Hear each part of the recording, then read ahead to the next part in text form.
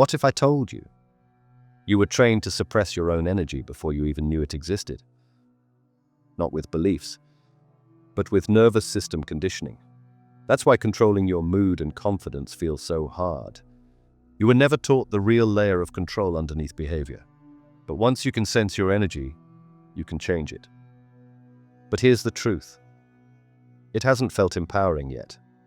Most of the time, you still move through the world on autopilot, reacting, tired, carrying tension you didn't choose. You can feel that something deeper exists, but you don't know how to reach it yet. And that quiet restlessness, that feeling that there has to be more, that's why you're here. Remember the last time you walked into a room and something felt different? Not wrong exactly, just off, like the air itself had a texture you could almost touch. You looked around. Nothing seemed out of place. The furniture was where it should be. The lighting was normal. But somewhere deep in your body, beneath the level of thought, something was whispering to you. You felt it before you understood it. That wasn't your imagination. That was your energy field doing exactly what it was designed to do, sensing, receiving, translating invisible information into something your body could recognize. You've had this ability your entire life. It came with you when you arrived here, like breathing, like your heartbeat. It's been operating in the background of every moment you've ever lived, picking up signals you were never taught to interpret. Think of a radio sitting in a quiet room. Even when no one is listening, it's still receiving signals. Waves of information are passing through it constantly, carrying music, voices, stories from miles away. The radio doesn't have to try to receive these signals. That's simply what it is. A receiver. You are like that radio. Except you've spent most of your life with the volume turned down so low you forgot you could hear anything at all. Today we're going to turn up the volume. Slowly. Gently. Not to overwhelm you, but to reintroduce you to something you've always known but somehow forgot along the way. There's no rush here, no urgency. This isn't about fixing something broken because nothing about you is broken. This is about remembering, like finding an old photograph in a drawer and suddenly recalling a moment you thought was lost forever. Your energy field has been waiting patiently for you to remember it exists. It hasn't gone anywhere. It can't. It's as much a part of you as your bones, your blood, the thoughts drifting through your mind right now.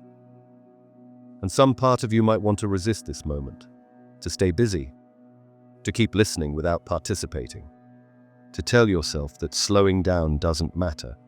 But this pause, is the threshold. Right now, you choose to remain in your old rhythm or to step into a deeper layer of awareness, even if it feels unfamiliar.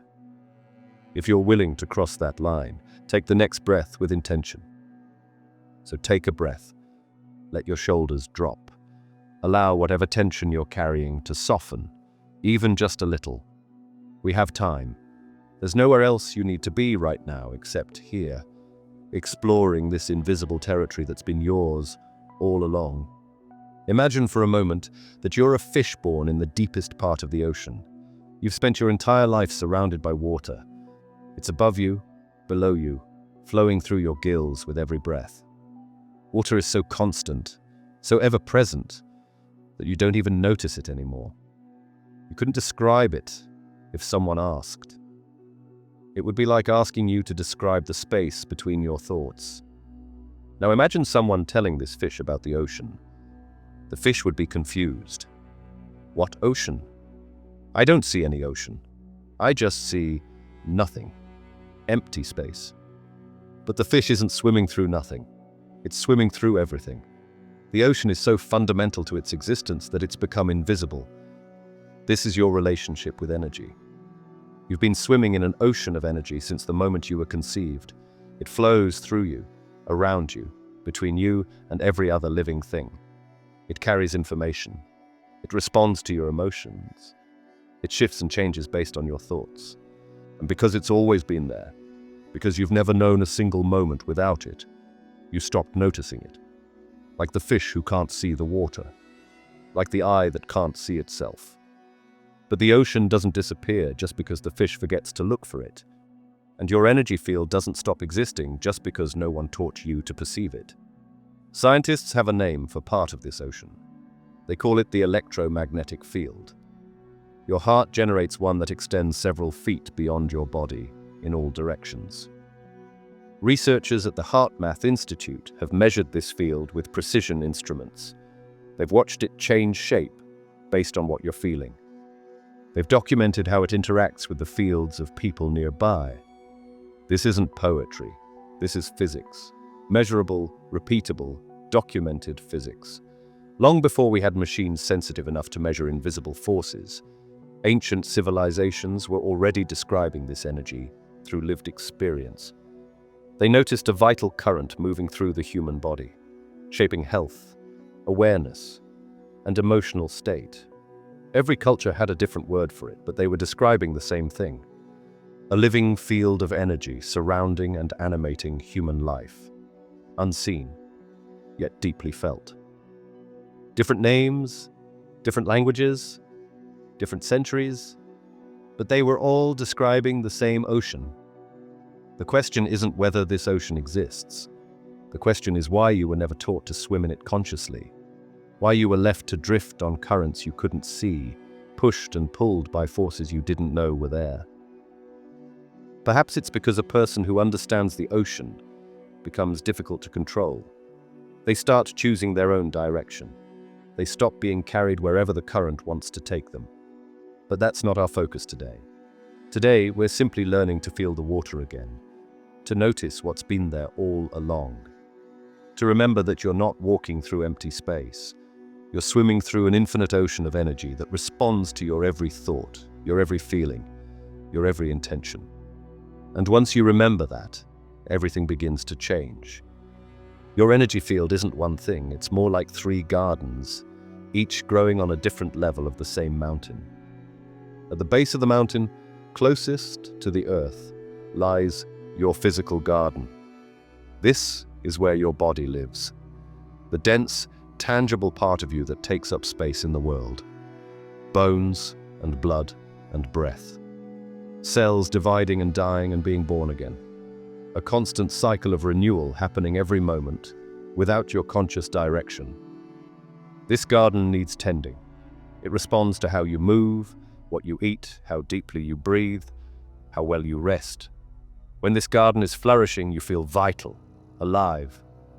Your body becomes a willing partner rather than a reluctant vehicle. When it's neglected, you feel heavy, tired, like you're dragging yourself through days that should feel lighter. Climb higher up the mountain and you'll find your emotional and mental garden. This is where your thoughts bloom and your feelings flow like underground streams, sometimes visible on the surface, sometimes hidden beneath layers of old patterns and forgotten memories. This garden is more delicate than the physical one. It responds not just to what happens to you, but to how you interpret what happens. A single thought can change the entire landscape here. A memory can flood the pathways. An emotion can either nourish everything it touches or poison the soil for weeks. Have you ever noticed how your mood can affect your body? How anxiety tightens your shoulders? How sadness sits heavy in your chest? How joy seems to lift you physically, as if gravity itself has loosened its grip? That's these 2 gardens talking to each other. What grows in one inevitably affects what grows in the other. And at the highest point of the mountain, where the air is thinnest and the view extends beyond what the eyes can see, lies your spiritual garden. This is the most subtle level, the place where meaning lives, where purpose takes root, where you connect to something larger than your individual story. This garden doesn't care much about the details of your daily life. It's more interested in the big questions. Why am I here? What truly matters? What continues after this body returns to the earth? When this garden is thriving, you feel a sense of peace that doesn't depend on circumstances. A knowing that you're part of something vast and intelligent and fundamentally good. When it's withered, you feel disconnected, adrift, like you're going through motions that have lost their meaning. Here's what's beautiful about these three gardens. They're not separate. They're connected by invisible roots that run deep beneath the soil. What you do in one garden affects the others. Physical exhaustion clouds your thinking. Emotional turmoil manifests as tension in your body. Spiritual disconnection leaves you vulnerable to anxiety and despair. But the reverse is also true. Heal one garden and the others begin to flourish. Find peace in your mind, and your body relaxes. Connect to meaning, and your emotions stabilize. Move your body with intention, and your thoughts become clearer. This is why approaches that only address one level often fail. You can't just think your way to wellness. You can't just exercise your way to peace. You can't just meditate your way to physical health. True energy mastery means tending all three gardens, understanding how they're connected, learning to sense which one needs attention on any given day. Take a moment right now to check in with your gardens. Your physical garden. How does your body feel in this moment? Where is there tension? Where is there ease? Is your breath shallow or deep? Are you holding tightness anywhere without realizing it? Your emotional and mental garden. What's the weather like in your mind right now? Stormy, calm, overcast. What feelings are present beneath the surface, even if you haven't fully acknowledged them? Your spiritual garden. Do you feel connected to something larger than yourself right now? Or do you feel isolated, adrift, uncertain of your place in the larger pattern? There are no wrong answers. This isn't a test. It's simply an invitation to notice what's already there, to become a gentle observer of your own inner landscape, because you can't tend a garden you've never looked at. Imagine a perfectly still pond on a windless morning. The surface is so smooth it looks like glass. Every tree, every cloud, every bird passing overhead is reflected with perfect clarity. Now imagine dropping a single pebble into the center of that pond. Watch what happens. Ripples spread outward from the point of impact, circle after circle expanding toward the edges. The reflection breaks apart. The stillness is disturbed. A single small pebble has affected the entire surface of the pond. Your thoughts are pebbles. Your energy field is the pond. Every thought you think creates ripples that spread through your energy field. Not metaphorically, literally. Scientists have measured the electromagnetic changes that occur in your body when you shift from one thought to another. Your field responds to your mental activity in real time, constantly adjusting its shape and frequency based on what's happening in your mind. And here's what's fascinating. These ripples don't stop at the edge of your body. They keep going. They interact with the energy fields of people around you. They influence the atmosphere of rooms you enter.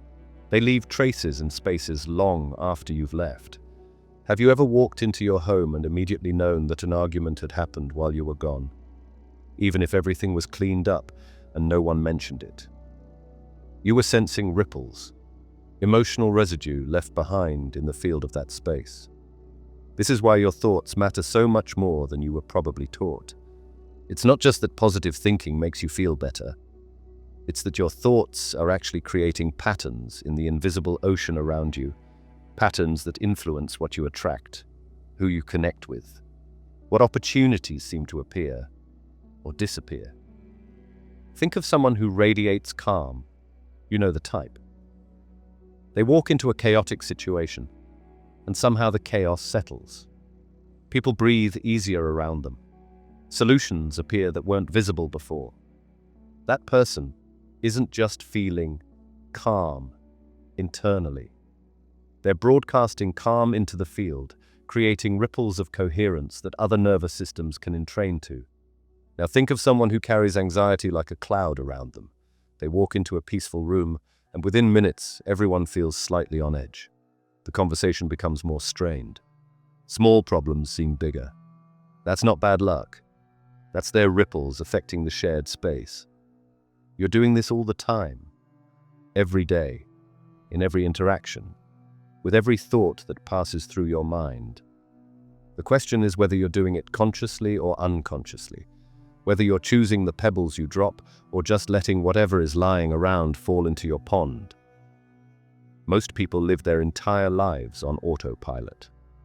Their thoughts are reactions to external circumstances. Something happens, a thought arises, a ripple spreads, and they never realize they had any choice in the matter. But there's another way. You can learn to be the one who chooses which pebbles to drop. You can learn to create ripples intentionally, not to manipulate or control, but to contribute something beautiful to the shared field we all swim in. The ancient traditions understood this. They developed practices specifically designed to create coherent, harmonious ripples. When a Buddhist monk chants a mantra, they're not just making sounds. They're dropping very specific pebbles into the pond of their consciousness, creating ripples that have been refined over thousands of years for their harmonizing effect. When a practitioner of Tai Chi moves through their forms, they're not just exercising. They're creating patterns in their energy field that promote flow, balance, and integration.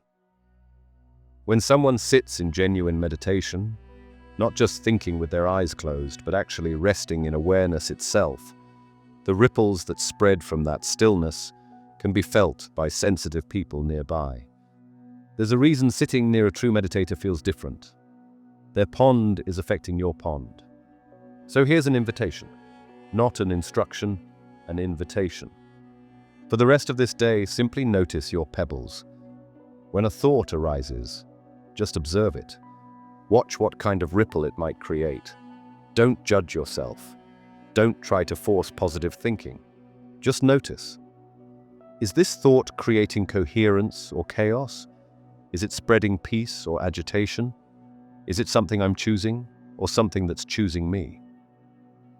This simple act of noticing begins to change everything, not through force, but through awareness. You start to create a small gap between stimulus and response, and in that gap lies all your freedom. There's an orchestra inside your chest, and it's been playing since before you were born. Your heart doesn't just pump blood. It generates rhythm, a constant pulse that organizes your entire body around its beat. Every organ, every cell, every system synchronizes to this central drummer, like musicians in an orchestra following the conductor's lead. But here's what most people never learn. Your heart is also the most powerful electromagnetic generator in your body. The field it produces is measurable up to several feet away. And this field changes its song based on what you're feeling. When you feel gratitude, appreciation, or love, your heart's rhythm becomes smooth and wave-like. Scientists call this coherence. It's a state where all your body's systems begin to harmonize, like an orchestra playing in perfect unison. Your immune system functions better. Your brain thinks more clearly. Your emotions stabilize. When you feel frustration, anxiety, or anger, your heart's rhythm becomes jagged and erratic, incoherent. Like an orchestra where everyone is playing a different song at a different tempo. Your systems fall out of sync. Your thinking becomes foggy. Your body shifts into stress mode, preparing for threats that often exist only in your imagination. The music your heart plays affects everything. Not just inside your body, but outside it too. Remember that electromagnetic field extending several feet beyond your skin. It's carrying the music of your heart wherever you go. And other people's nervous systems are picking up on it, whether they consciously realize it or not. This is why you feel peaceful around some people and agitated around others. You're not imagining it. You're literally sensing the music their heart is playing and comparing it to your own. When two hearts are in proximity, something remarkable happens. They begin to influence each other, like two violins in the same room where plucking a string on one causes the corresponding string on the other to vibrate in sympathy. Your heart and another person's heart are constantly exchanging information through their overlapping fields. This happens automatically. You don't have to try. But what most people don't know is that you can also do this deliberately. You can choose the music your heart plays. It starts with attention. Your heart responds to where you place your focus. If you focus on everything that's wrong, every threat, every problem, every grievance, your heart plays a song of stress. If you focus on what you appreciate, what you're grateful for, what you love, your heart plays a song of coherence. This isn't about pretending problems don't exist. It's about recognizing that you have a choice about which frequency you broadcast into the world. And that choice has consequences, not just for your own well-being, but for everyone whose field overlaps with yours. Let's try something gentle. Place your hand over your heart. Feel it beating beneath your palm. This rhythm has been with you since before your first breath. It will be with you until your last. It's the most faithful companion you've ever had. Now bring to mind something you genuinely appreciate. It doesn't have to be something big. The warmth of sunlight. A person who cares about you. A moment of unexpected kindness. A meal that nourished you. The fact that you're alive right now with air flowing in and out of your lungs. Don't just think about it. Feel it. Let the appreciation expand in your chest like warmth spreading from a fire. Give it time. There's no rush. Notice what happens in your body as you do this. The shoulders dropping slightly, the jaw unclenching, the breath deepening on its own. These aren't random responses. They're your entire system, reorganizing around the coherent signal your heart has started to broadcast. Something has changed, not dramatically, not with fireworks, but fundamentally. You are no longer just reacting to life, you're beginning to stabilize yourself within it. You are learning to hold coherence, not as a concept, but as a lived state. This is what real transformation looks like. Quiet, subtle, and irreversible. This is the beginning of energy mastery. Not forcing, not straining, just gently guiding your attention toward appreciation and allowing your heart to change its song. If you practiced nothing else but this, if you simply took a few moments each day to generate genuine appreciation and let it radiate from your heart, your life would begin to transform. Not because of magic, because of physics. Because you've changed the music you're broadcasting into the field, and the field always responds. There's a sun inside your chest, not a metaphorical sun, an actual generator of electromagnetic radiation, constantly pulsing light and energy outward into the space around you. We call it the heart, but that name is too small for what it actually does. Yes, it pumps blood, but it also creates a field of coherent energy that organizes your entire being. Every cell in your body is bathed in the light of this inner sun. Every organ operates within its field of influence. Picture what happens when you stand in actual sunlight. The warmth on your skin, the way plants turn toward it, the way it illuminates everything it touches, revealing colors and details that were hidden in shadow. Your heart does something similar, but on the inside. When its field is coherent and strong, your thoughts become clearer, your emotions stabilize, your body functions more efficiently. You see solutions that were invisible before. You feel connected to life in a way that's hard to describe, but impossible to mistake. When its field is weak or chaotic, everything dims. The world seems grayer. Problems seem bigger. Connection feels harder. It's like trying to navigate through fog. Most people's inner sun is flickering, unstable, reacting to every passing cloud of thought or emotion. They've never learned that they can stabilize it, that they can make it shine more brightly and consistently, that this inner radiance is something they have influence over. Think about the people you've met who seem to have a light about them. There's something attractive about them that has nothing to do with physical beauty or social status. People want to be around them. Conversations flow more easily in their presence. Problems seem less overwhelming. These aren't special people born with some gift you lack. They've simply learned, consciously or unconsciously, to tend their inner sun, to keep it burning clearly, to let its light shine outward without obstruction. What dims the inner sun? Unresolved emotions that we push down instead of feeling. Thoughts we think over and over until they become grooves in the mind. Chronic tension we carry in our bodies without realizing it. Disconnection from meaning and purpose. Living in ways that conflict with our deepest values. Each of these creates a kind of cloud cover around the heart. The sun is still there, still shining, but its light can't reach the rest of your system or radiate outward into the world. What allows the inner sun to shine? Truth, authenticity, feeling your feelings fully and letting them move through you, releasing tension from the body, connecting to something larger than yourself, living in alignment with what you actually care about. Practicing gratitude until it becomes not just a thought, but a feeling that warms your chest. Here's a practice for tending your inner sun. Close your eyes. Bring your attention to the center of your chest. Imagine there's a small sun there, glowing with warm golden light. It might feel dim at first.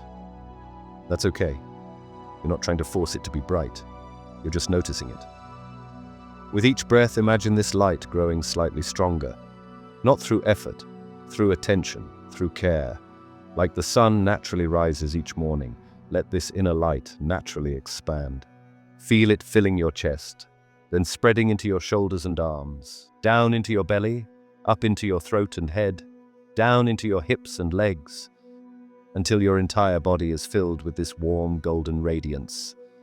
Now let it extend beyond your skin, not pushing it, just allowing it to naturally radiate outward, the way a candle naturally illuminates the space around it. Feel yourself sitting in a sphere of your own light, extending a foot or two in all directions. This isn't visualization for its own sake.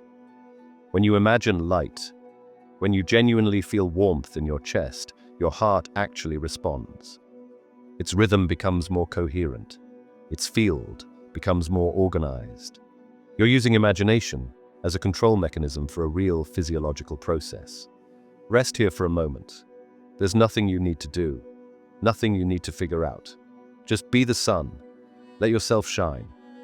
When you open your eyes, see if you can maintain some sense of this inner radiance even as you return to normal activity. It won't be as vivid as when your eyes were closed, but some part of you can remember the feeling. That remembering is itself a form of practice.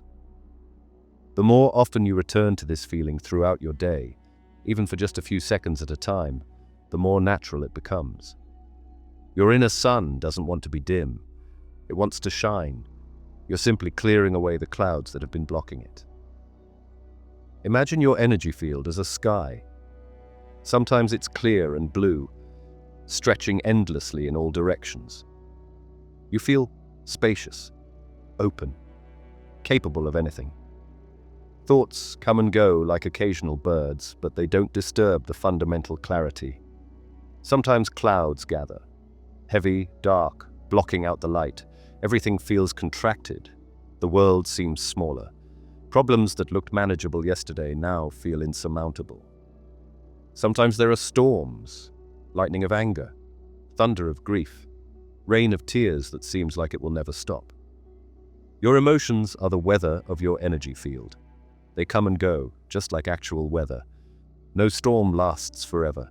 No sunny day is permanent. The sky itself, the vast space in which all weather happens, remains unchanged. This is one of the most liberating realizations you can have. You are not your emotions. You are the sky in which emotions arise and pass away. You are the awareness that notices whether it's sunny or stormy. The weather changes constantly. The sky remains. Most people identify so completely with their emotional weather that they forget about the sky. When anger arises, they become anger. When sadness comes, they are sadness. They're tossed around by every passing front, exhausted by the constant change. But there's another way to relate to your emotional weather. You can learn to observe it without becoming it, to feel it fully without drowning in it, to let it move through your energy field without it leaving permanent damage. This isn't about suppressing emotions. Suppression is like trying to stop the rain by pretending clouds don't exist. It doesn't work, and it creates pressure that eventually has to release, often in destructive ways. It's about changing your relationship to emotions, recognizing them as energy moving through your field, welcoming them, even the uncomfortable ones, as information, letting them teach you what they came to teach, and then releasing them when they're ready to go. Think about how you currently relate to difficult emotions. When anger arises, do you express it immediately, often in ways you later regret? Or do you push it down, pretend it's not there, feel it simmering beneath the surface for days? Both approaches keep the anger alive longer than necessary. Both allow it to affect your energy field far beyond its natural lifespan. What if, instead, you simply noticed anger arising, felt it in your body without immediately acting on it? Let it be there, fully present, without needing to either express it or suppress it. Watched it with curiosity, like observing a thunderstorm from the safety of your window. Something interesting happens when you do this. The emotion, no longer fed by identification or resistance, naturally begins to dissipate. Not because you forced it to, but because you stopped doing the things that were keeping it alive. Your energy field is always seeking balance. It wants to return to coherence. Most of what we do with our emotions actually prevents this natural return. We replay the situation that triggered us, refreshing the emotional charge. We tell stories about what it means, adding layers of narrative to the raw sensation. We tense our bodies against feeling it, trapping the energy in chronic holding patterns. Learning to simply feel without all this additional activity is one of the most powerful skills you can develop. It changes your entire relationship with your energy field. Emotions stop being problems to solve and become information to receive. Whether you observe rather than weather that drowns you.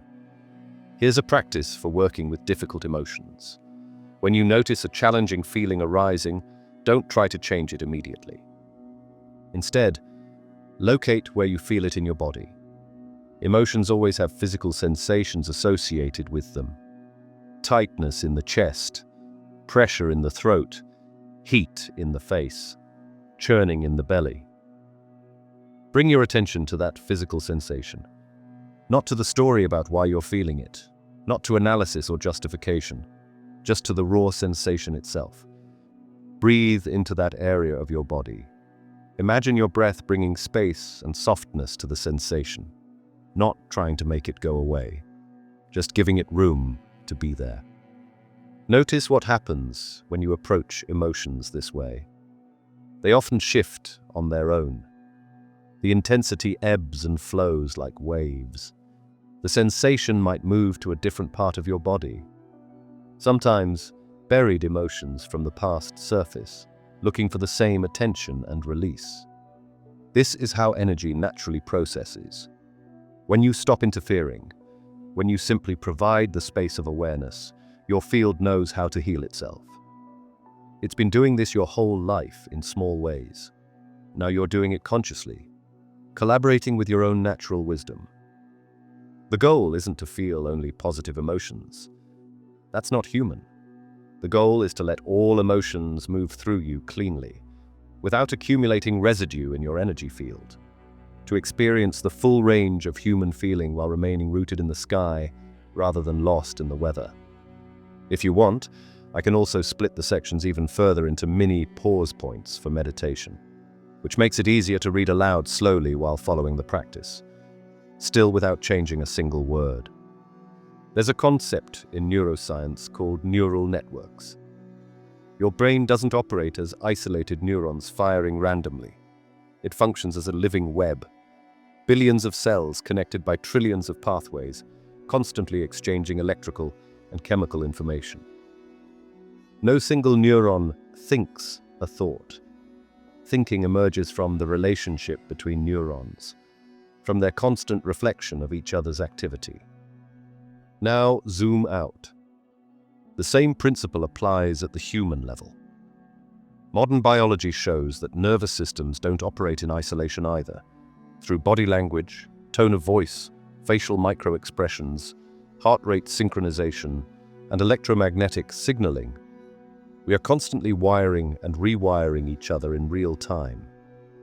You are not a closed system walking through a disconnected world. You are a node in a network, a living signal station, continuously receiving, processing, and transmitting emotional and physiological information to everyone around you. This isn't philosophy. It's systems neuroscience.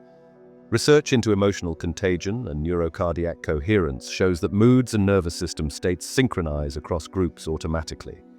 One person's calm stabilizes a room. One person's anxiety raises everyone's baseline stress. What you feel does not end inside your body. It becomes part of the invisible electrical conversation happening all around you.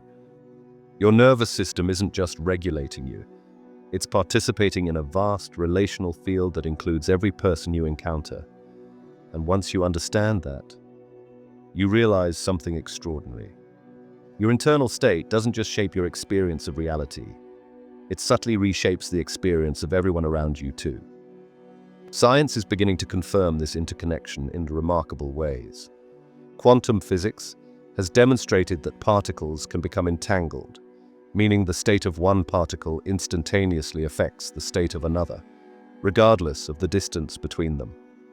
Einstein called this spooky action at a distance because it seemed to violate everything we thought we knew about how the universe works. Some researchers now suspect that human consciousness might work through similar quantum mechanisms, that our brains aren't just classical computers, but quantum systems capable of connection beyond what ordinary physics would allow. This might explain phenomena that materialist science has struggled with. How mothers seem to know when their children are in danger, even across great distances. How you sometimes think of someone moments before they call. How you can sense someone looking at you from behind. How deep intimacy with another person can feel like your boundaries have dissolved. Your energy field doesn't end at your skin. It extends outward and overlaps with other fields in a dance of constant exchange. You're always affecting others and being affected by them, whether you know it or not. This is why the company you keep matters so much. When you spend time with someone whose field is coherent and elevated, your field begins to entrain to theirs. You rise. When you spend time with someone whose field is chaotic and depleted, your field gets pulled toward their pattern. You fall. This isn't judgment. Everyone is doing the best they can with the awareness they have. But it is information you can use. Notice how you feel after spending time with different people. Your energy field is giving you feedback about the quality of exchange that's happening. This interconnection also means that your personal energy work isn't just personal. When you raise the coherence of your field, you're contributing to the coherence of the whole web. When you heal something in yourself, you're healing something in the collective field. This is why every spiritual tradition emphasizes both personal practice and service to others. They're not separate. What you do for yourself ripples out. What you do for others ripples back. The jewels are all reflecting each other. There's no such thing as an isolated act. Consider what this means for your daily life. Every interaction you have is an opportunity to contribute something to the web. A moment of genuine presence with another person. A kind word that costs you nothing but might shift someone's entire day. Patience, when you could have reacted with frustration. A choice to remain in coherence, even when those around you are in chaos. These small offerings accumulate. They create ripples that spread in ways you'll never fully see. The web remembers. Every moment of love, every act of kindness, every instance of coherence in the face of chaos is recorded in the field. At the same time, this interconnection means you're never alone. Whatever you're going through, others have gone through it too. Their prayers, their intentions, their hard-won wisdom are all part of the web you're woven into. When you reach out for help, you're accessing resources far beyond what your individual mind contains. This is what people mean when they talk about a greater power, about connection to source, about not having to figure everything out on your own. You're not a separate jewel trying to survive in a hostile universe. You're part of an infinite net of consciousness, held and supported by the whole, even when you feel most alone. Imagine you've just purchased a beautiful garden. It has everything: flowering plants, fruit trees, a small pond, winding paths through different areas. But here's the thing about gardens: they don't maintain themselves. Left alone, weeds take over. Plants die from neglect. The pond becomes stagnant. Within a few seasons, a beautiful garden can become an overgrown mess. Your energy field is this garden. It requires daily tending, not hours of labor, just consistent attention. A few minutes here and there, enough to keep things growing in the direction you want. What does daily energy gardening look like? It starts with morning. Those first moments after waking are precious. Your mind is still soft, still open, not yet hardened into its usual patterns. What you do in these moments sets the tone for your entire day. Instead of reaching for your phone immediately, take 3 breaths. Feel your body in the bed. Notice that you're alive. This isn't small. Out of infinite possibility, you get to have another day. Let that register. Place your hand on your heart. Feel it beating. Let yourself feel gratitude for this faithful organ that's been working for you since before you were born. Set an intention for the day. Not a goal, an intention. How do you want to feel? What quality do you want to bring to your interactions? What kind of energy do you want to cultivate? This takes less than 2 minutes, but those 2 minutes create ripples that extend throughout your day. As you move through your morning routine, stay connected to your body. Feel the water in the shower. Notice the taste of your breakfast. These moments of embodied presence are like watering the garden. They keep your energy field rooted in the physical, rather than floating away into anxious thoughts about the future. If you can, take a few minutes for more formal practice. Even 5 minutes of meditation, of breath work, of gentle movement makes a difference. It's like weeding, clearing away what doesn't belong so the good plants have room to grow. Throughout your day, check in with your gardens. Set a reminder if you need to. Every few hours, take 30 seconds to notice. How does my body feel right now? What emotions are present? Is my energy scattered or focused? You don't have to do anything with this information. Just noticing is enough. The simple act of paying attention tends to shift things in a positive direction. It's like walking through your garden and noticing that one area needs water, another needs pruning. The awareness itself begins the work. When you notice your energy getting low or scattered, you have options. A few deep breaths can reset your nervous system. Breathing in for 4 counts, holding for 4. Exhaling for 6 activates the parasympathetic response, shifting you from stress mode to restoration mode. Stepping outside for even a minute connects you to the larger field of nature. The earth has its own energy, stable and grounding. Trees are constantly converting light into life force. Simply standing near them can shift your field. Movement shakes loose stagnant energy. Even a short walk, a few stretches, some shaking of your hands and arms can get things flowing again. Pay attention to transitions. The moments between activities are opportunities for energy maintenance. Before you walk into a meeting, take a breath and feel your feet on the ground. Before you pick up the phone, Center yourself in your heart. Before you walk through your front door at the end of the day, consciously release whatever tension you're carrying so you don't bring it into your home. These small practices, done consistently, transform your energy field over time. Not through dramatic effort, but through steady, patient gardening, the way water shapes stone, the way compound interest builds wealth. Small inputs, consistently applied, leading to remarkable results. Evening is for harvest and release. Before sleep, take a few moments to review your day. Not to judge yourself, but to learn.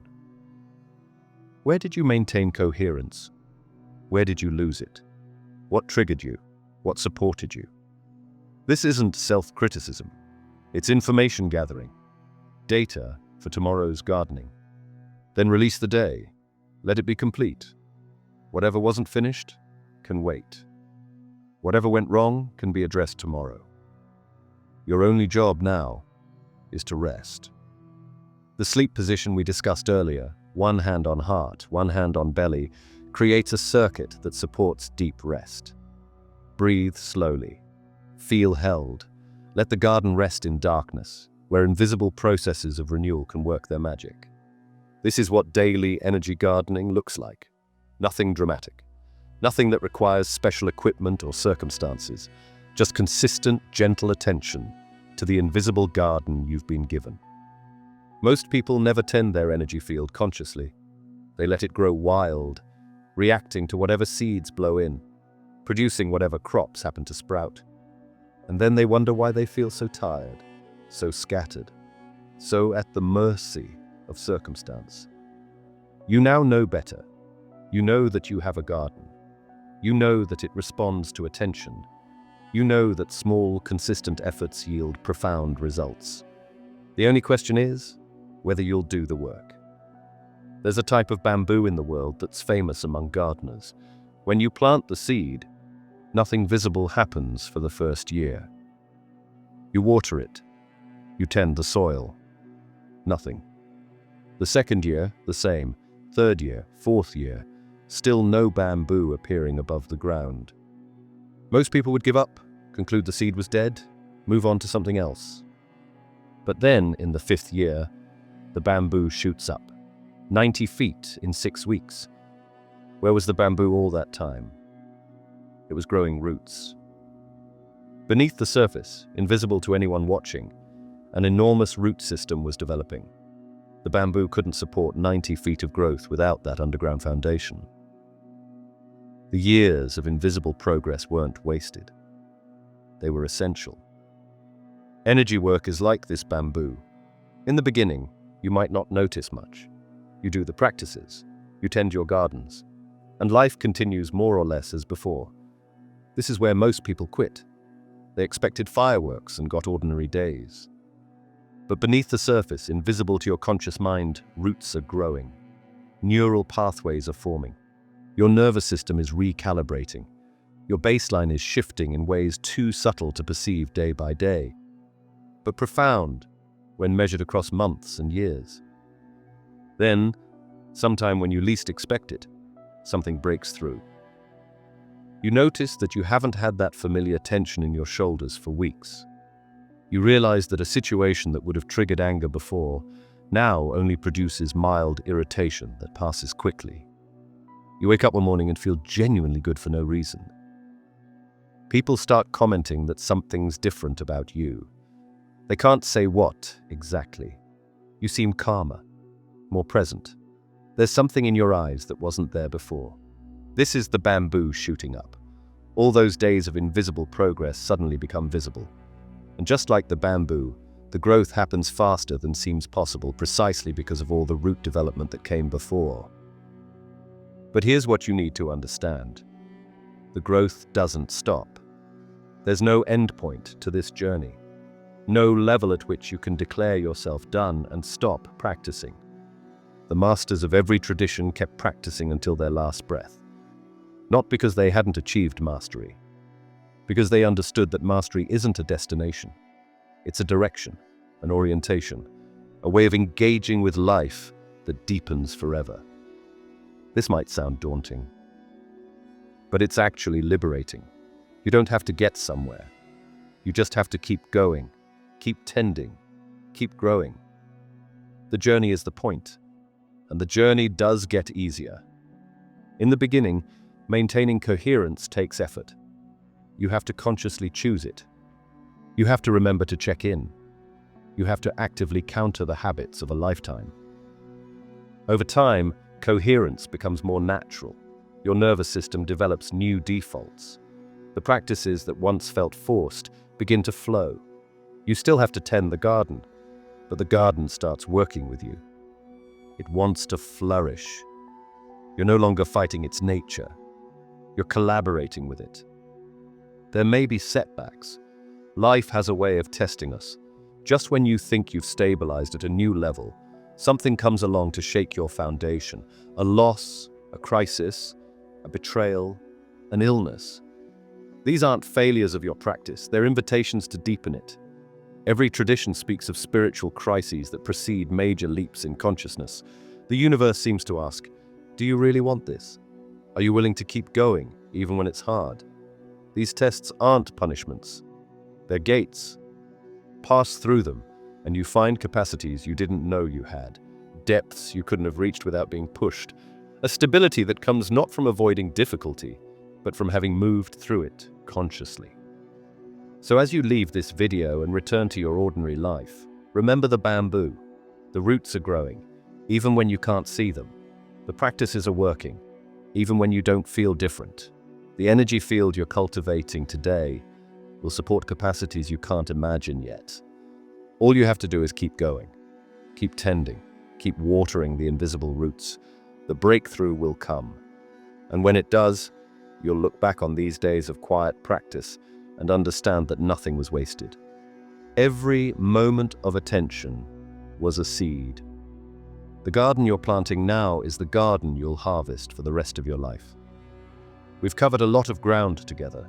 The ocean of energy you're swimming in, the 3 gardens of your being, the ripples your thoughts create, the music of your heart, the ancient wisdom that maps these territories. The inner sun waiting to shine, emotions as weather in the sky of awareness, the web that connects all things, the daily practices of tending, the long game of invisible growth. But all of this is just information until you actually apply it. Words on a screen or sounds in your ears. The map is not the territory. The menu is not the meal. So here's my invitation to you. Tonight, before you sleep, do just one thing we talked about. It doesn't matter which one. Place your hand on your heart and breathe appreciation for a few minutes. Visualize your inner sun glowing brighter. Feel an emotion fully without identifying with it. Whatever calls to you. Don't try to do everything.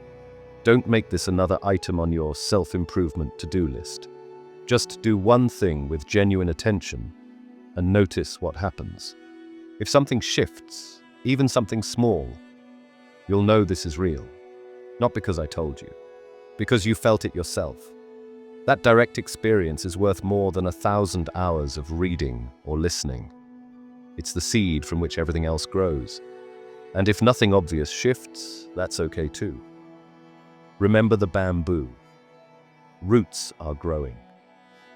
You've already begun something today, just by being here, by opening to these ideas, by considering that there might be more to you than you've been taught. Tomorrow, try one more thing. The next day, another. Let your energy work, grow organically, like a garden that plants itself based on what you pay attention to. Don't force it into a rigid schedule. Let it become part of how you live, rather than another obligation you're failing at.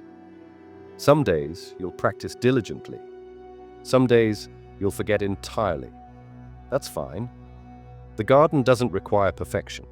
It requires persistence, showing up again and again, even after you've neglected it. Even after storms have knocked things down. The showing up is the practice. Now you return to your life. Same responsibilities, same world, but not the same presence. You walk into rooms carrying steadiness, Your nervous system becomes a signal of safety. Your coherence begins to lift others without effort. This is the gift you bring back to the web. Your regulated presence, your calm awareness, your ability to choose response instead of reaction. I want to acknowledge something before we part. This path isn't for everyone. Many people are content with their lives as they are. They don't feel the pull to explore these territories. They're not worse for it. Different souls have different journeys. But if you're still here, if something in these words has resonated with something in you, there's probably a reason. Some part of you recognizes this material not as new information, but as remembered truth. You've been waiting for permission to take this seriously, for validation that you're not crazy, for a framework that makes sense of experiences you couldn't explain.